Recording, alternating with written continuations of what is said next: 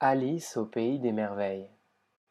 Le texte d'origine a été transformé en français standard avec des mots et des temps de conjugaison qui sont utilisés dans des conversations normales. Transformé et lu par Frédéric Delaveine. Chapitre 1. Descendre dans le trou du lapin. Alice commençait à se sentir très fatiguée de rester assise à côté de sa sœur et de n'avoir rien à faire. Une fois ou deux, elle avait regardé rapidement le livre que lisait sa sœur, mais il ne contenait ni images ni dialogue. Et Alice a pensé, à quoi peut être utile un livre qui n'a ni images ni dialogue? Elle se demandait, quand elle était capable de réfléchir, car elle se sentait endormie et toute stupide à cause de la chaleur, si le plaisir de faire un bouquet de fleurs valait la peine de se lever et d'aller ramasser les fleurs. Quand, soudainement, un lapin blanc aux yeux roses est passé en courant près d'elle. Ça n'avait rien de particulièrement remarquable. Et Alice n'a pas trouvé non plus tellement bizarre d'entendre le lapin dire oh mon Dieu, je vais être en retard. Lorsqu'elle a réfléchi plus tard, elle a réalisé qu'elle aurait dû s'étonner de ça. Mais, sur le moment, cela lui a semblé très naturel. Cependant, quand le lapin a pris une montre de la poche de son manteau, a regardé l'heure et a commencé à courir plus vite, Alice s'est levée car, soudainement, elle avait réalisé que c'était la première fois qu'elle voyait un lapin avec une poche de manteau et aussi avec une montre à prendre de cette poche. Dévorée de curiosité, elle a traversé le champ en courant à sa poursuite et a eu la chance d'arriver juste à temps pour le voir entrer rapidement dans un large trou placé sous l'arbre. Un instant plus tard, elle y a pénétré aussi, sans se demander une seule fois comment elle pourrait en sortir. Le trou du lapin était d'abord horizontal, comme un tunnel, puis il présentait une pente si brusque et si forte qu'Alice n'a même pas eu le temps de penser à s'arrêter avant de se sentir tomber dans un trou apparemment très profond.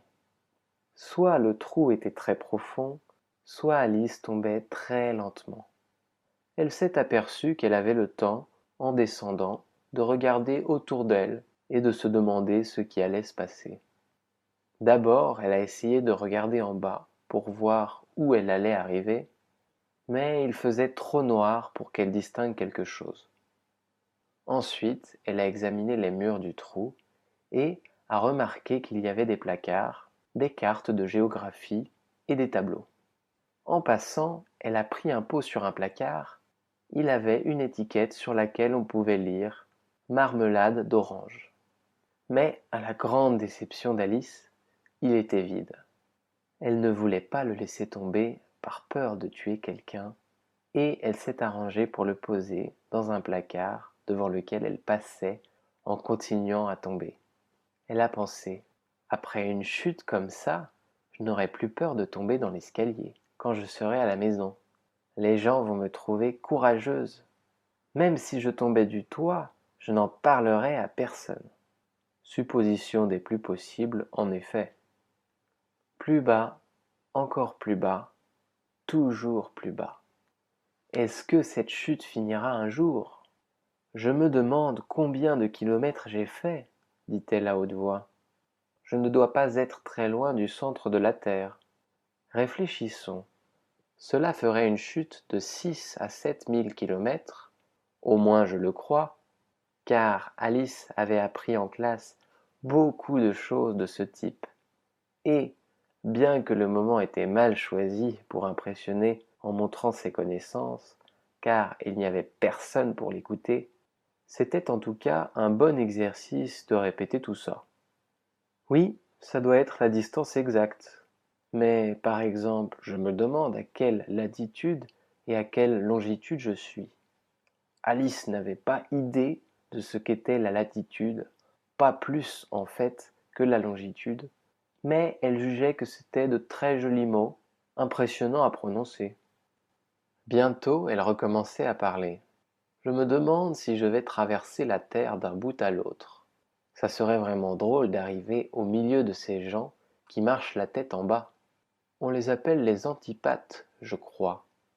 Cette fois, elle était très heureuse que personne ne l'écoutait, car il lui a semblé que ce n'était pas du tout le mot juste.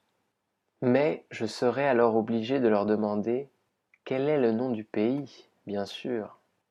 S'il vous plaît, madame, je suis en Nouvelle-Zélande ou en Australie? Et la dame pensera que je suis une petite fille ignorante. Non, il sera mieux de ne rien demander. Peut-être que je verrai le nom écrit quelque part. Alice tombait plus bas, encore plus bas, toujours plus bas. Comme il n'y avait rien d'autre à faire, elle a recommencé à parler. Je vais beaucoup manquer à Dina ce soir, j'en ai peur. Dina était sa chatte.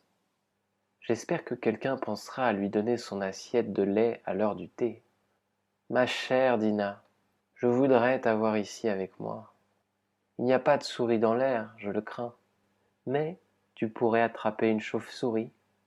Et cela, tu vois, cela ressemble beaucoup à une souris. Mais est-ce que les chats mangent les chauves-souris? Je me le demande. À ce moment, Alice a commencé à se sentir toute somnolente et a commencé à répéter, comme si elle rêvait: Est-ce que les chats mangent les chauves-souris? Est-ce que les chats mangent les chauves-souris? Et parfois, est-ce que les chauves-souris mangent les chats? Car, vous voyez, comme elle était incapable de répondre à aucune des deux questions, peu importait qu'elle se demande l'une ou l'autre.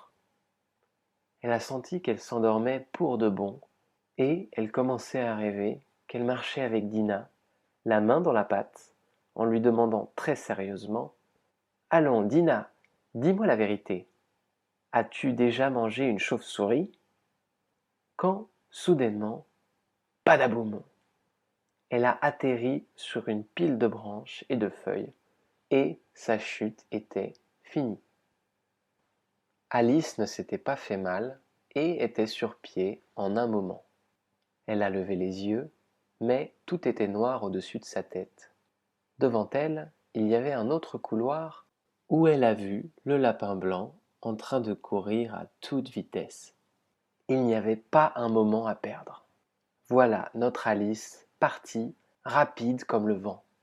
Elle a juste eu le temps d'entendre le lapin dire, en tournant un coin: Mon Dieu, comme il est tard! Elle a tourné, aussi, très peu de temps après lui. Mais, quand elle a tourné, le lapin avait disparu. Elle se trouvait à présent dans une longue salle basse, éclairée par une rangée de lampes accrochées au plafond. Il y avait plusieurs portes autour de la salle, mais elles étaient toutes fermées à clé.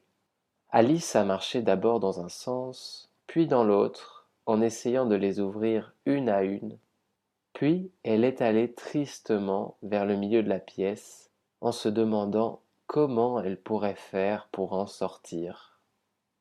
Soudainement, elle s'est trouvée près d'une petite table à 3 pieds, entièrement faite de verre, sur laquelle il y avait une minuscule clé d'or, et Alice a pensé aussitôt que cette clé pouvait sûrement ouvrir l'une des portes de la salle.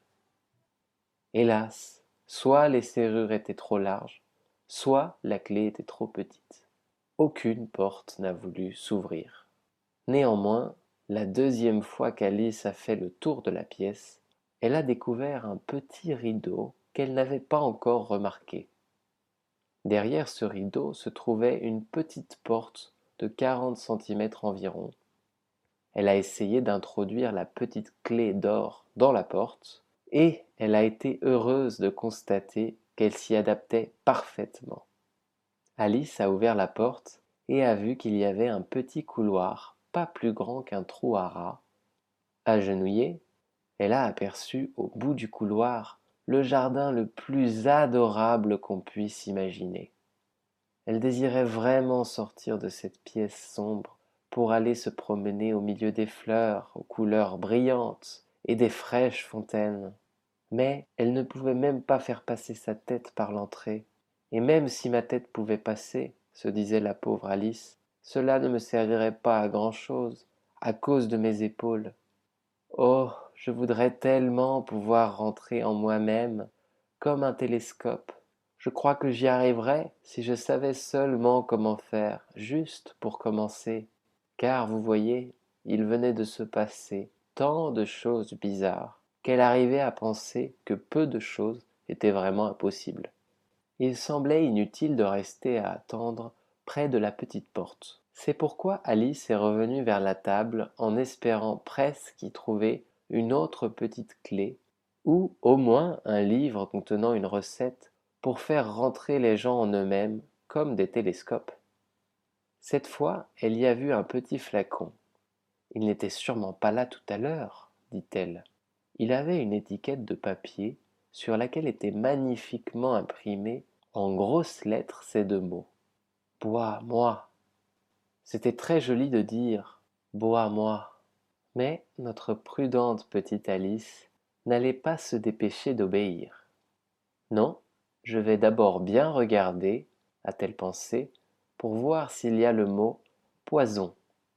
Car elle avait lu plusieurs petites histoires charmantes où il était question d'enfants brûlés ou dévorés par des bêtes féroces, ou victimes de plusieurs autres mésaventures, tout ça uniquement parce qu'ils avaient refusé de se rappeler les simples règles de conduite que leurs amis leur avaient enseignées.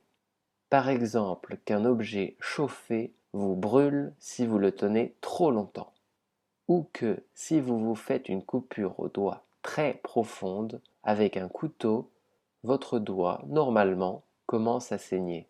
Et Alice n'avait jamais oublié que si l'on boit une bonne partie du contenu d'une bouteille portant l'étiquette poison, presque toujours, tôt ou tard, cela va vous causer des problèmes. Cependant, ce flacon ne portant vraiment pas l'étiquette poison, Alice a essayé d'en goûter le contenu.